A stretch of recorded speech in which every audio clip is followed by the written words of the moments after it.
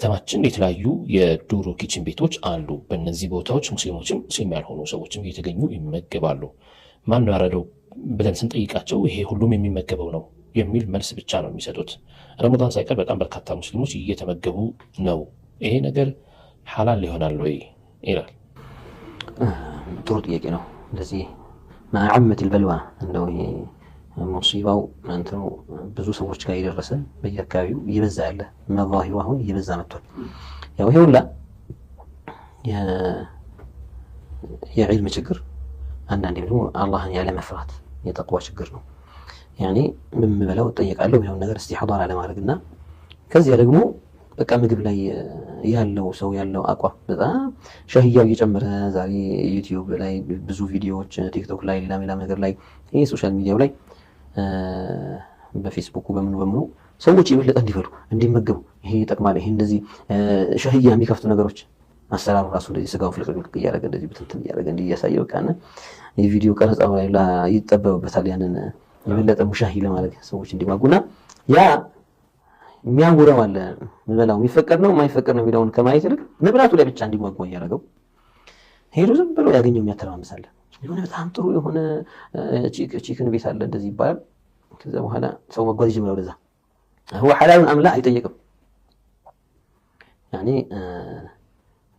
እኛ በቅርብ እናቀው ደህና አጀማመሩ ላይ ደህና ይሰራ የነበረ እርድ ምናምን ይጠብቅ የነበረ ከዛ በኋላ ግን በደንብ የበዛለት ጊዜ ይወጣል። እንግዲህ ከማበለገና ያንን በቃ ምክንያቱም በሱ አቅም የሚሸፍን እንዳልሆነ፣ ሁለተኛ ደግሞ የገንዘብ ነገር በጣም የሚያጓጓ ነገር ስለሆነ አንተ ከዚህ ይነክር ካተረፍክ በቅናሽ እኮ ከብራዚል ብታስመጣ ከአርጀንቲና ብታስመጣ ከዚህ በግማሽ ዋጋ እኮ ነው ማቅረብ የምትችለው የሚለውን ነገር የሚያወራው ሲመጣ አላህ የማይፈራ ሰው ሲያወራው በቃ ነገሩን ለመጀመሪያ ጊዜ ትንሽ እንደ መሸሻ ነገር ያደረገውና ነፍስ ግን ትጓጓለች። ይሄን ነገር እስኪ ሞክረው እያለች እየሳበችው ወልዐያዙ ቢላህ። እንዲህ አይነቱ ሐራም ደግሞ ሰውየው ባለ ምግብ ቤቱ ባለ ቺክን ቤቱ ሐራም ከመብላቱ ማሻገር በዚህ ስራ ሰዎችን ሐራም እያበላ ነው።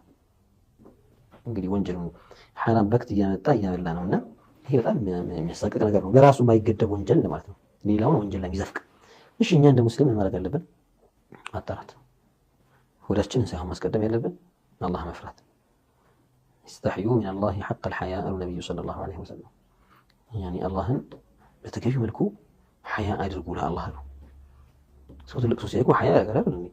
ለአባት ለሽማግሌ استحዩ من الله حق الحياء። እኛ እኮ ሐያ እያደረግን ነው ሲሉ ሰሃቦች አይ አይደለም በዚህ እናንተ በሰባችሁና በገመታችሁት ብቻ የሚገደብ አይደለም አሉና ነገሮችን ነጥቦችን ጠቀሱ። እውነተኛ ሐያ ከሚባለው አንዱ أن تحفظ البطن وما وعاه أو ما حواه ሆድህን መጠበቅ መጀመሪያው يعني ከዛ ውስጥ አንዱ ነገር ሆድ ውስጥ حرام እንዳታስገባ ኩሉ من الطيبات ተብሏል። حلال ኩሉ من طيبات ما رزقناكم ተብሏል። ንጹህን እየመረጥክ ብላ ያንን ሳታረዝም ብለህ አገኘ ብለህ ታንጋፍከው لا تستحي من الله حق الحياء። እና እንዲህ አይነት ነገር ዘንግተው ምግብ ላይ ብቻ በጣም በመጓጓት ሐራምን ያግበሰብሱ ሰዎች አሉ። والله አደጋው ከባድ ነው። አንዳንዶች በቃ ተውበታለሁ ትንሽ ቆይቼ ይላሉ። ይሄ የሐራም ምግብ ቀልብ የመዝጋት ቀልብ የማጨለም ባህሪ ያለው ቀልብ ሲዘጋ ወይም ሲጨልም ከዛ በኋላ ሌሎች ሙሐረማቶች ከዛ የባሰ ነገሮች ላይ ለመዳፈር ተምሂድ ይወለታል፣ መንገዱን ያመቻችለታል፣ ይጠራርግለታል። እና ማጣራት ከኛ ይጠበቃል። ዝም ብሎ መብላት አይቻልም። ሐላል ነው ወይ ይላለው ጥያቄያችን። አይ ዝም ብሎ ሐላል ነው ብለን አንድ ሐላል የሚሆነው ሐላል መስደር ሲኖር ነው። ጠይቀናቸው ይሄማ የጋራ ነው፣ ይሄ ሱፐር ማርኬት ነው፣ ይሄ ሃይማኖት የለሽ ነው የሚሉት ነገር አላቸው። ያኒ በቃ እርዱ ውትድርና ላይ ድሮ እንደምንሰማው ልጅ ሆነን ኢትዮጵያ ተቀደም እየተባለ ነበር የሚታረደው። ሁሉም ይበላል።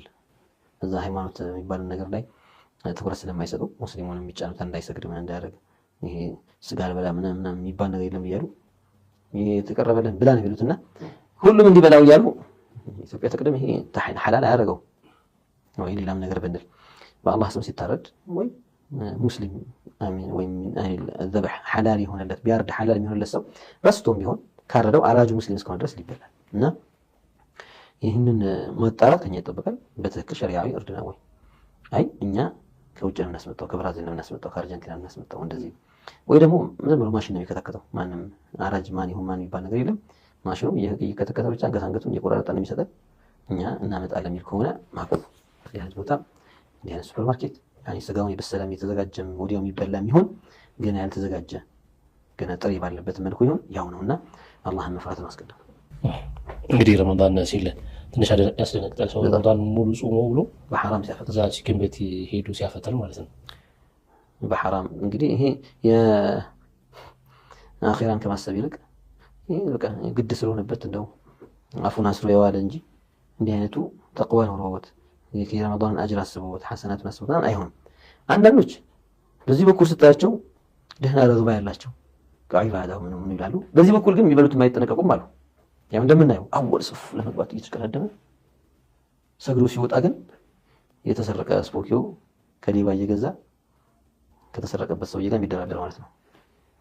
በቃ አንተ ሙስሊም ወንድሜ ስለሆንክ በቃ በዚህ ዋጋ ነው ሸጠልህ የሚል ያውቃል። ተነቅሎ ተሰርቆ እንደመጣ እንግዲህ እንደዛ ሳይሆን መጀመሪያ የሚበላውን ንጹህ ማድረግ ነው። ባለፈው በተደጋጋሚ ጠቅሰናል። አንድ ሰው ሐራም ሙዓመላ ይበዛበት አገር ነው። ሰዎቹ ብዙም በቃ ጥንቃቄ የሌላቸው ሰዎች ናቸውና አንድ ትልቅ ዓሊምን ጠየቃቸው።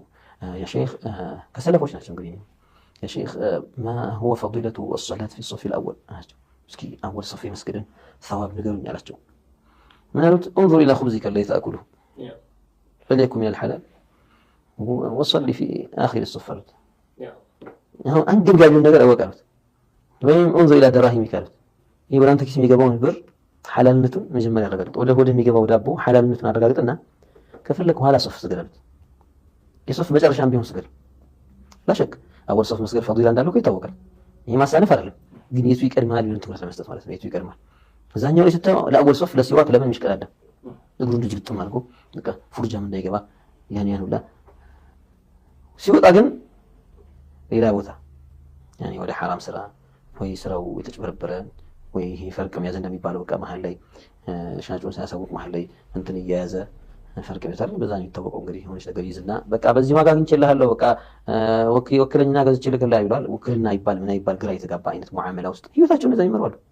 እንዴት ነገር እያመጡ ልጆቻቸው የሚያበሉ እንዲህ ያመጡ ሚስታቸው የሚያበሉ ራሳቸው የሚያበሉ በዚሁ ደግሞ ቁርአን ገዛው ይላል፣ ኪታብ ገዛው ይላል። እንግዲህ ይሄ እንዴት አይነት የሐላል ምንጭ አለመሆኑ የሚያመጣው ተአሲር በጣም ከባድ ነውና እዚህ ላይ ኢንቲባህ እንድናደርግ ነው እንግዲህ